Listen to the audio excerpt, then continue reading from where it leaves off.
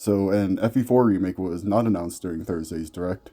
This can mean one of two things. Either Shadows of Yggdrasil will be a Switch 2 game, or the Kaga that's been appearing in my dreams and telling me about the remake is a liar. My Kaga Tulpa has been right in the past, so I'm assuming it's a Switch 2 game. Since I have FE4 on the brain, I've been thinking a lot about its unique mechanics. While romance has been a part of Fire Emblem in one way or another since its inception, I think it's the most impactful in genealogy of the Holy War.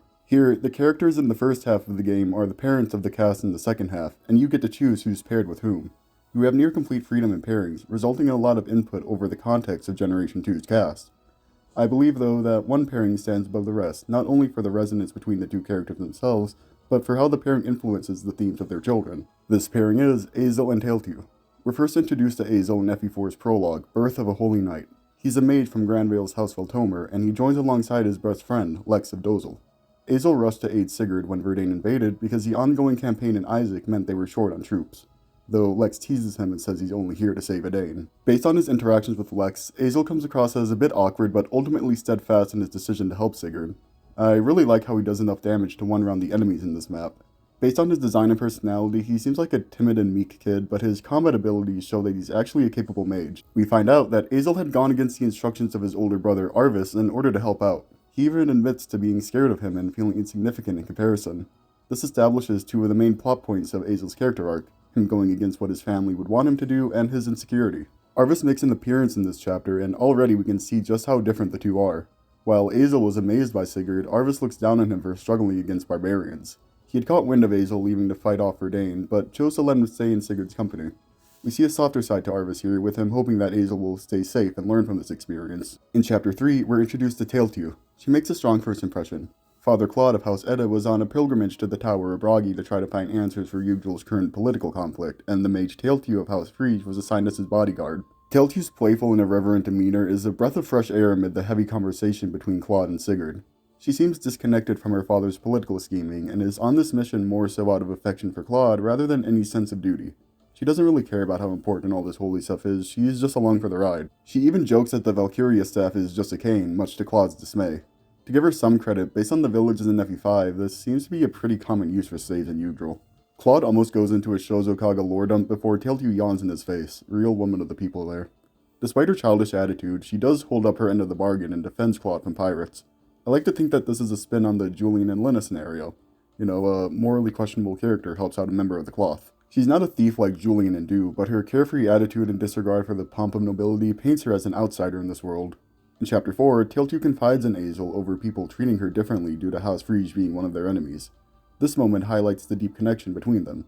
Tailtiu and Azel are two peas in a pod, both feeling out of place in their own families. Azel doesn't understand Arvis or the politics of Granvale, while Tailtiu has no interest in Reptor's schemes. In Chapter 5, Threshold of Fate, a conversation with Lex reveals more about Azel's home and upbringing.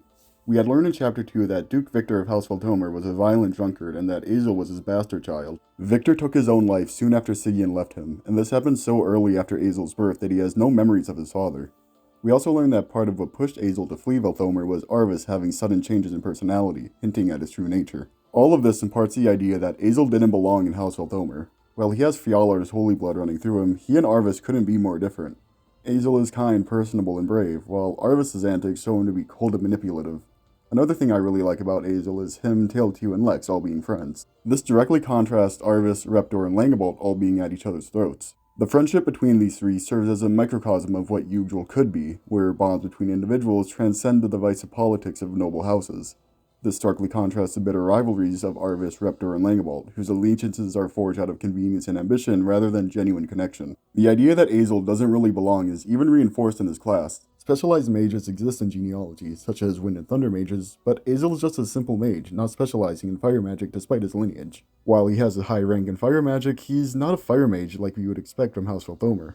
Also, Azel promotes into a Mage Knight, a brand new class for FE4. I think this can be contrasted with Arvis, who's a Sage. Azel being unshackled by Yggdrasil's politics is represented by him being a completely unique class, while Arvis being ensnared in the same politics that had haunted Yggdrasil for years is represented by him being a class that had been around since the series' beginning. Similarly to Azel, I think Tailtiu's promotion is reflective of her taking her own path. Just like Azel promotes into the brand new Mage Knight, Tailtiu also promotes into a new class, the Mage Fighter. These are both characters who feel out of place in the world and in their families, but ultimately find community with one another. They also both have a strong connection to a blonde priest from a noble house in Granvale.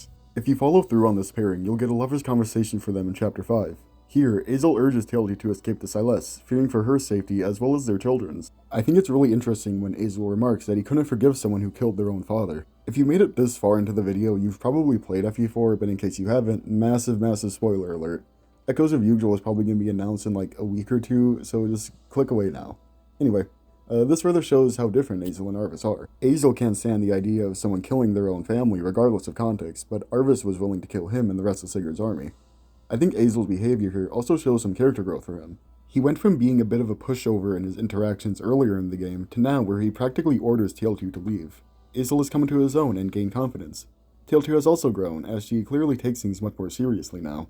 When we met her, she didn't really pay attention to what was going on around her, but now she's genuinely distressed over the safety of Azel and the idea of fighting her father. Azel's character arc in Genealogy of the Holy War is one of defiance, self-discovery, and resilience. Despite his noble lineage, he never truly had a place in House Velthomer, and his actions throughout the game highlight his desire to carve out his own path. His relationships paint a picture of a kind-hearted yet conflicted individual who ultimately chooses to fight for what he believes in.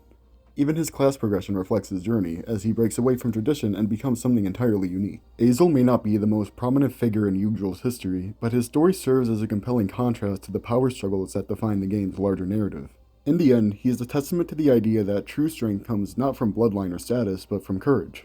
Tailtiu's journey in Genealogy of the Holy War is one of both contrast and tragedy. She starts as a carefree presence in a world weighed down by political strife, but as the story unfolds, she's forced to confront the harsh realities of her lineage and the war surrounding her. Her bond with Azel highlights her feelings of isolation from House Frege, but also the solace she finds in those who understand her. By the time of her final appearance, she's matured significantly, showing a level of emotional depth that wasn't present when she first joined.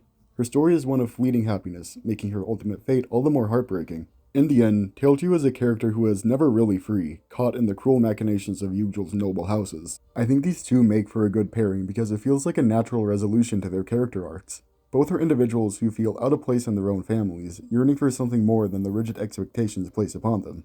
Azel, burdened by the weight of his lineage and the shadow of his brother Arvis, seeks a path where he can make a difference on his own terms. Tailtiu, meanwhile, exists on the fringes of House Frege, never fully invested in her father's political machinations and preferring to embrace life with a carefree spirit. What makes their relationship so compelling is how their bond reflects the larger themes of Genealogy of the Holy War. Yggdrasil is a land defined by political ambition and betrayal, where familial ties often crumble under the weight of power. Yet, Azel and Tailtiu's relationship offers a rare glimpse of genuine warmth and trust amidst this chaos. Their love is not born out of convenience or political maneuvering, but out of mutual empathy and shared experiences. Both of them are outsiders within their own families, and in finding each other, they carve out a space where they can truly belong. In the end, Azel is killed at the Valhalla massacre, and Tailtiu flees to Silas with their children, Arthur and Tinny. They're eventually found by Bloom, and while Arthur escapes, Tailtiu and Tinny are captured. The two are tortured by Bloom's wife, Hilda, and Tailtiu is killed trying to defend her daughter. Arthur grows up in Silas and learns the ways of magic, while Tinny remains in House Frege. This brings me to the second half of my analysis. Azel and Tailtiu as a pairing work so well not just because of their connection to Generation 1, but because of how they enrich the stories of their children in Generation 2. We're first introduced to Arthur in Chapter 6, where he's traveling alongside the Pegasus Knight Fee. Fee is searching for her older brother, and Arthur hitched a ride because he thinks Tinny might be an Ulster. Fee reveals that she had been hoping to join Celos Revolution and Isaac, and Arthur decides to follow along. Personality-wise, I think there's already some interesting connections to be drawn between Arthur and Azel. Both of them are shown to be socially challenged in their introductory scenes, but in completely different ways. Azel is easy to fluster and a bit timid, while Arthur is blunt and direct. We see this in his interactions with Fee. His first line of dialogue is, "Manya, is that really what you call your Pegasus?" And later in the conversation, Fee jokes that he often brings up things that he shouldn't. Keeping in the theme of being similar yet different, they're the same class. There's some parallels between Arthur and Azel, where their disconnection from their family leads them to not specialize in their magic type. While with Azel it was because he didn't fit in with the rest of House Velthomer, in Arthur's case it's because he literally didn't live with either the Freges or the Velthomers. He lived in a different country and actually grew up learning wind magic. Arthur being of Thrud blood through his mother, Fjalar blood through his father, and growing up learning wind magic in Celeste makes him a student of all three anima types. On top of just being a little detail I find cool, it also strengthens this line from his conversation with Seliph. "So long as we fight together though, perhaps we still truly can change our world." I would argue that Arthur's ability to wield all three anima types reinforces the idea that cooperation between different people can lead to victory. It's a symbolic representation of this ideal that doesn't exist if Azel isn't his father. In Chapter 7, Tinny starts off as an enemy unit having been fielded by King Bloom. She's shown to be conflicted over partaking in this battle, indicating that she could be swayed to defect. Of course, having Arthur speak to her will recruit her to your side. The two have a really sweet and tearful reunion where we learn that Tinny didn't really want to fight. When she speaks with Seliph, she seems to be incredibly timid, even more so than her father. The inner conflict Tailtiu experienced with regards to fighting her own family is also experienced by Tinny, as Seliph assures her that she won't have to fight against the Phrygias if she doesn't want to. If you have her fight King Bloom on this map, she actually apologizes to him for defecting. This is in stark contrast to Arthur, who's filled with righteous fury over what Bloom has done to him and his family. In her introductory chapter, Tinny comes off as meek and spineless. That's not meant to be a harsh judgment of her as a person. It makes sense why someone with her life wouldn't be the most well-adjusted. But I think it sets a compelling stage for her development. She stands in contrast to Arthur, who is actively seeking out his family to enact justice. He is not shy about acknowledging that he wants them dead, and his determination gives his character an intensity that I find really cool. Ishtar appears in Chapter 8, and by fighting her with Tinny, you get unique dialogue. Here, we see that she's still hesitant about fighting her family. Later in the chapter, you can have Tinny face off against Bloom again. Here, she's a lot more confident. She bites back and points out that he has no right to act like she's indebted to him. I think the difference in reaction here is meant to show the internal dynamics of House Frege. This was briefly brought up in Chapter 7, with her not understanding why the Liberation Army would kill Ishtar. Clearly, there are good people within Frege, and that may be playing a part in why Tinny doesn't want to fight them. This also just adds to the grey morality present in a lot of Yggdrasil's antagonists. Also in this chapter, you can have Arthur speak with Fie. Here, he's shown to be worrying about her, telling her not to fly off by herself. Despite him showing that he cares, he still gets flustered when it's pointed out. It seems that Arthur cares deeply about those close to him, but struggles to really acknowledge that. This need for greater emotional depth is reflective of his mother's arc. In Chapter 10, we're introduced to Bloom's wife, Hilda. Hilda is the main person responsible for the torture and eventual murder of Tailtiu. Tinny has unique dialogue with Hilda, in which she seems almost paralyzed. The anger she had showed towards Bloom is completely gone. Tinny's fear-stricken response is perfectly natural. I don't expect her to be composed and confident in the face of her mother's killer. I think though that this interaction in Chapter 10 is strengthened by their interaction later in the endgame. Here, any doubt she once had is gone. She proudly proclaims that she will finally kill Hilda, and does. Tinny is a character who shows a remarkable amount of growth throughout the game, going from a weak pushover to directly fighting against her tormentors. What I particularly like about her development is that it's player-led. If you don't have her fight Bloom and Hilda, you won't see this progression. I think this is a cool way to let the player's agency impact the storytelling. It makes her growth feel more rewarding as it's something you had to achieve. Tinny's character arc really caps off with her battle dialogue with Ishtar. Here, Tinny sees that she doesn't want to be a part of this battle and urges her to defect. This is the exact same situation Tinny had been in, but now she's on the other side.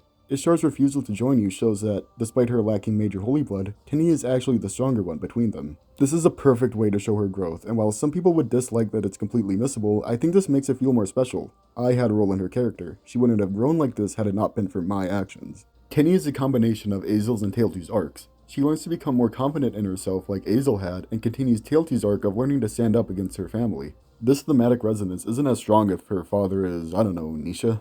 Still in Endgame, if paired with Fie, we get this dialogue between her and Arthur. Here, Arthur openly confesses that he likes her and wants to marry her. Arthur's interesting in that he doesn't have the same insecurities his parents had. He's never shown to be lacking in confidence, and he certainly has no qualms over fighting with his own family.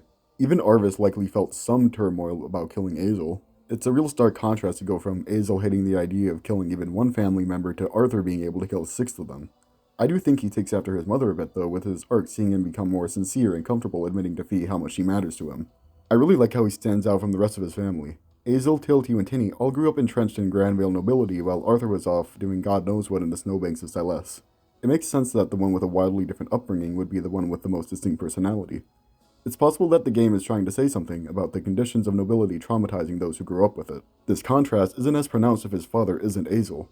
In the final chapter, Arthur also has his dialogue with Hilda. He's fully confident in his ability to defeat her, even saying he's just doing this so Tinny won't have to get her hands dirty. I really like how selfless Arthur comes across with this. You know, a character who's a talented mage is shown to be a bit rude and is selective in which family members he loves and which he despises. Oh, he's kinda like Arvis. Arvis had a soft spot for his mother and brother, but clearly hated his father.